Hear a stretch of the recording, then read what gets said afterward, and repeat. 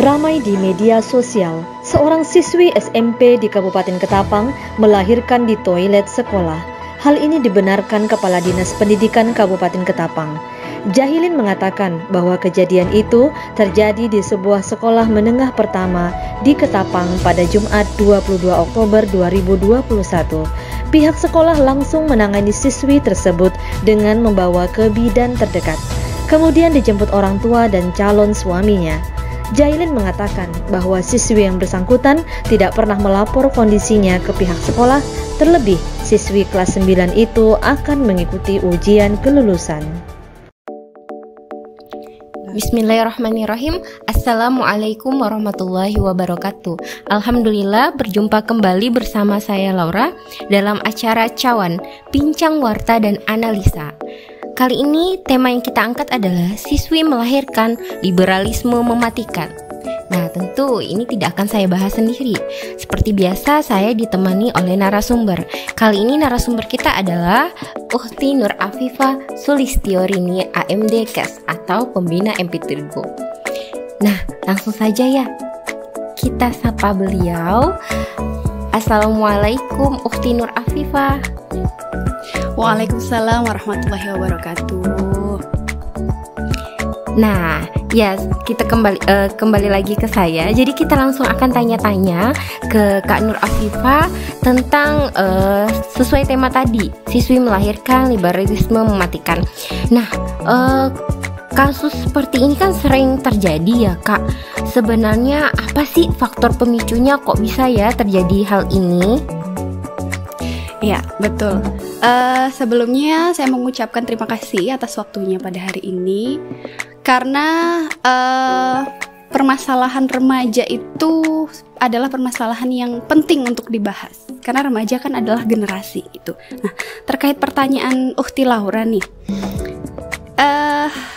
kejadian remaja yang seperti ini hanyalah satu contoh kecil saja dari sekian banyak berita yang bermunculan. Dari berita yang diangkat hari ini itu hanya satu kasus kecil di satu daerah, yang mana sebenarnya di Indonesia bahkan di seluruh dunia banyak sekali terjadi kasus yang serupa.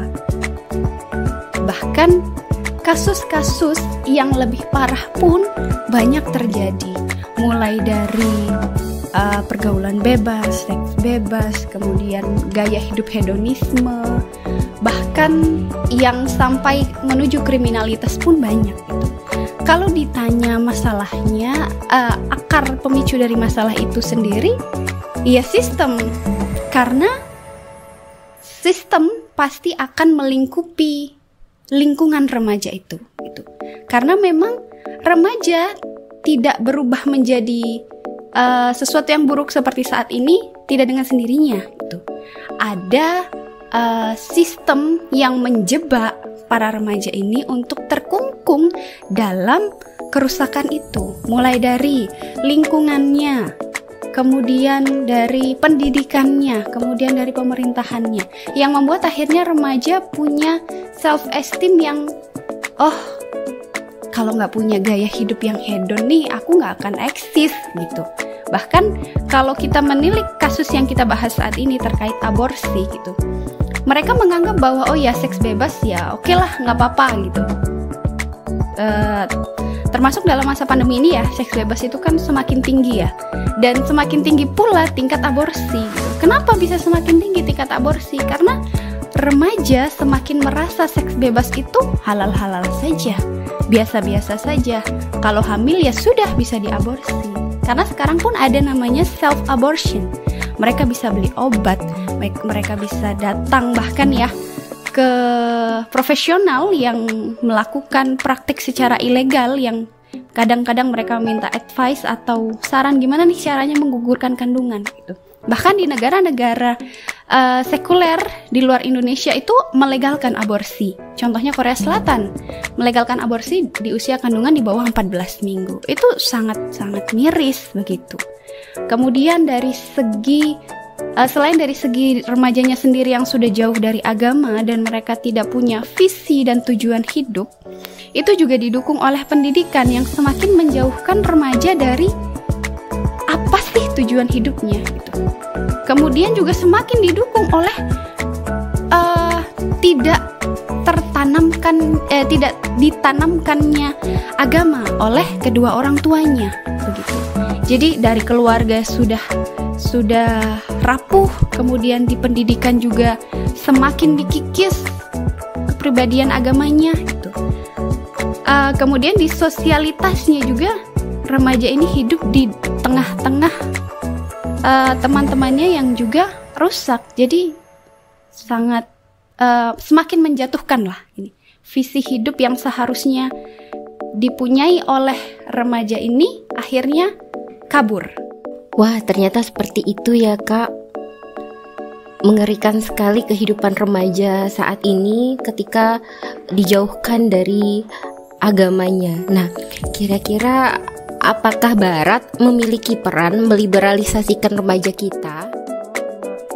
Tentu saja Barat malah menjadikan itu sebagai visinya, terutama kepada remaja muslim. Karena Barat tidak ingin remaja muslim itu punya visi hidup yang jelas, visi hidup yang visioner. Seperti yang saya sampaikan di pertanyaan sebelumnya, remaja saat ini itu tidak punya visi yang jelas atau arah hidup yang kabur gitu. Dan ini berhasil. Kenapa saya bilang berhasil?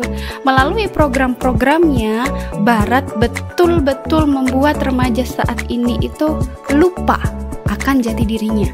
Seorang remaja seharusnya punya jiwa yang kuat, karena pada masa-masa usia remaja itu mereka punya potensi yang begitu besar gitu, yang apabila diarahkan dengan baik, dengan tujuan hidup yang benar serta sistem yang melingkupinya yang benar, itu akan membuatnya berkembang. Namun sayangnya saat ini Barat menjatuhkan ekspektasi itu dengan program-programnya yang berhasil membawa remaja itu jatuh ke jurang terdalam. Ada 3F yang sudah sangat terkenal ya, food, fashion, and fun. Kemudian terkait masalah seks bebas dan aborsi ini, MDGs juga mengeluarkan program terbarunya yaitu Safe Abortion. Ada juga kalau di Indonesia Pekan Kondom Nasional ya, yang dimana kalau faktanya saya tahu sendiri itu dibagi-bagikan coklat Silver Queen dengan kondom secara gratis. Naudzubillah saya ketika melihat itu, ya Allah, begitu murahnya jiwa dan keperawanan remaja saat ini. Di ibaratnya ya sudah, silahkan berhubungan tapi yang aman, yang sehat begitu kan. Ini memang adalah sebuah sistem yang memang dibuat oleh Barat, sehingga membuat orang-orang di pemerintahan, keluarga, bahkan remaja itu sendiri merasa ya sudah, sah-sah saja kita berada di lingkungan yang liberal, atau bahasa awamnya adalah lingkungan yang bebas, asalkan kita bisa tetap menjaga kesopanan begitu. Ya, ditambah lagi remaja ini juga dihantam oleh Barat dari segi pendidikan. Kita tahu saat ini negeri yang berkuasa itu adalah negeri-negeri Barat, ya, negeri asing, yang mereka memang menancapkan kukunya di negeri-negeri pembebek seperti Indonesia gitu. Terlihat nampak dari kurikulum pendidikan yang dirombak, kemudian ditata sesuai dengan keinginan negeri-negeri Barat ini. Contohnya saja seperti pendidikan agama yang diberikan hanya sekedarnya saja. Kurikulum agama seperti kita tahu sekarang hanya terkait ibadah-ibadah yang mahdoh saja. Tidak diberikan terkait bagaimana remaja harus memegang visi hidupnya sesuai syariat gitu, dan memandang Islam secara mendalam gitu. Yang dibawa di dunia pendidikan saat ini hanyalah kita sebut dengan PAI ya, biasanya pendidikan agama Islam, yang di dalamnya hanya dibahas terkait hal-hal yang mendasar, membaca Al-Quran, sholat, ya terkait ibadah yang bisa dilaksanakan oleh diri sendiri. Itu pun tidak ditanamkan dengan kuat, sehingga banyak sekali kita temui remaja yang saat ini sudah SMA tapi doa mau tidur saja tuh nggak tahu gitu. Jadi memang Barat itu betul-betul masuk sampai ke detail terkecil untuk menghancurkan moral remaja. Dari pendidikan diserang, dari ketahanan keluarga diserang, kemudian dari sistem ekonomi pun diserang, dari segala aspek diserang. Bagaimana caranya agar remaja ini kecanduan? Remaja ini betul-betul kecanduan dengan kebebasan. Dan ini nampak memang dengan remaja saat ini yang sangat sulit untuk digait, karena mereka merasa ketika diingatkan jangan begini dan jangan begitu, remaja merasa kenapa sih, kan ini hidup gue gitu bahasanya. Jadi memang Barat itu berhasil membuat remaja kecanduan dengan kebebasan, dan ini tidak boleh kita biarkan begitu saja. Ya ampun, ternyata seperti itu ya Kak. Barat itu telah menyusun strategi sebegitunya gitu, sehingga sampai berhasil membuat remaja kita benar-benar terliberalisasikan. Sudah sukses nih Barat meriberalisasikan, lalu kira-kira ada nggak sih Kak solusi untuk menyelesaikan permasalahan yang begitu sudah runyam sekali seperti ini? Ya, tentu saja ada solusinya. Dan ini tidak hanya solusi untuk masalah remaja, tapi solusi untuk segala masalah saat ini ya sebenarnya gitu. Nah, tapi harus kita ingat kembali gitu. Remaja yang rusak saat ini harus dihilangkan dulu perangsang-perangsang yang bisa membuat remaja itu rusak seperti saat ini. Contohnya mulai dari tayangan-tayangan televisi, media sosial yang bebas ya, tanpa batas. Kita tahu apa saja bisa diakses di media sosial. Bahkan sekarang pun anak SD sudah bisa tanya, "Bu, apa sih itu sugar daddy?" Ya Allah, naudzubillah gitu.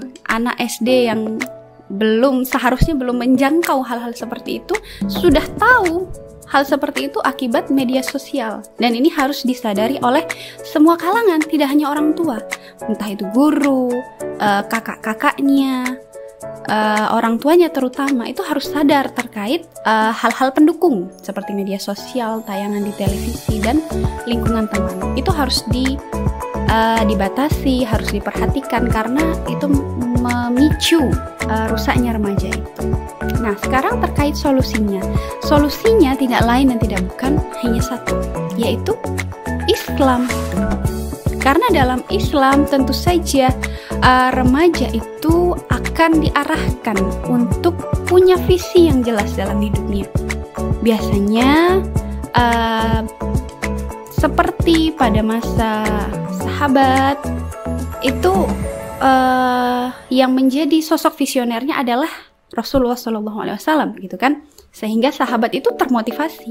Nah, pada masa ini ketika ingin memperbaiki remaja, Islam akan mengarahkan remajanya itu untuk punya pegangan suri tauladan yang baik gitu, sehingga dia bisa mencontoh. Oh, misalkan nih, kalau laki-laki ada Ibnu Sina. Ibnu Sina dikenal sebagai seorang bapak kedokteran gitu. Namun selain seorang bapak kedokteran, beliau juga punya ketakwaan dan keimanan yang tidak diragukan. Hafal hadis, penghafal Al-Quran. Jadi baik dari segi sains, tapi juga unggul dalam keimanan dan ketakwaannya pada Allah gitu. Jadi remaja dalam dunia Islam itu tentu akan dijaga lahir dan batinnya. Secara pemikiran akan dimasukkan pemikiran-pemikiran Islam dan sakofah-sakofah yang baik. Kemudian secara lahir atau secara fisiknya itu juga akan dijaga, mulai dari kesehatan reproduksinya. Kita tahu sekarang ada namanya sex education ya. Kalau dalam Islam, sex education bukan sex education yang seperti itu, yang dijelaskan terkait bagaimana melakukan seks dan lain-lain, tapi dijelaskan terkait fitrah yang Allah berikan kepada setiap manusia, entah itu laki-laki atau perempuan gitu. Jadi akan dijelaskan bahwa manusia itu punya gharizah, punya naluri ini. Kalau remaja yang tinggi kan biasanya gharizah bakoknya, kemudian gharizah nau'nya. Nah, dalam tatanan Islam itu akan diarahkan sehingga tidak salah dalam penyalurannya gitu, sehingga kesehatan reproduksinya terjaga, batinnya juga terjaga, dan remaja itu pun bisa menjadi remaja yang sehat secara dia punya visi hidup yang baik, kemudian lingkungannya pun tentunya juga mendukung, sehingga remaja yang sehat ini tidak akan bertahan lama gitu, karena dia disokong oleh akar yang kuat dari keluarganya, dari pemerintah, dari dunia pendidikan, dan dari lingkungan pertemanannya sendiri. Sehingga inilah yang menjadikan Islam memberikan solusi yang kuat gitu, karena memang yang diselesaikan tidak hanya dari remajanya sendiri, tapi seluruh aspek yang bisa mempengaruhi akan diperbaiki setiap sendinya begitu. Nah, ternyata tadi Islam bisa menjadi solusi untuk permasalahan ini. Nah, tidak terasa kita udah di penghujung acara. Saya ucapkan terima kasih banyak, syukron, jazakillah khair, karena Kak Nur Afifah sudah menemani kita di sini dan membagikan ilmunya. Nah, insyaallah kita berjumpa kembali di acara Cawan berikutnya, tentu dengan tema dan narasumber yang berbeda. Jadi kesimpulan yang dapat saya bagikan hari ini adalah bahwa arus liberalisasi yang semakin masif ternyata adalah bagian dari legitimasi Barat dengan menghujamkan program-program mereka. Nah, inilah upaya Barat untuk menghancurkan generasi Islam agar perempuan bebas dan tidak terikat aturan agama. Alhamdulillah, Islam memiliki solusi bagaimana agar lingkungan hidup diselubungi dengan pergaulan yang sehat ala Islam, termasuk kesehatan reproduksi tentu akan diperhatikan oleh Islam. Saya akhiri, sampai jumpa di cawan berikutnya. Wassalamualaikum warahmatullahi wabarakatuh.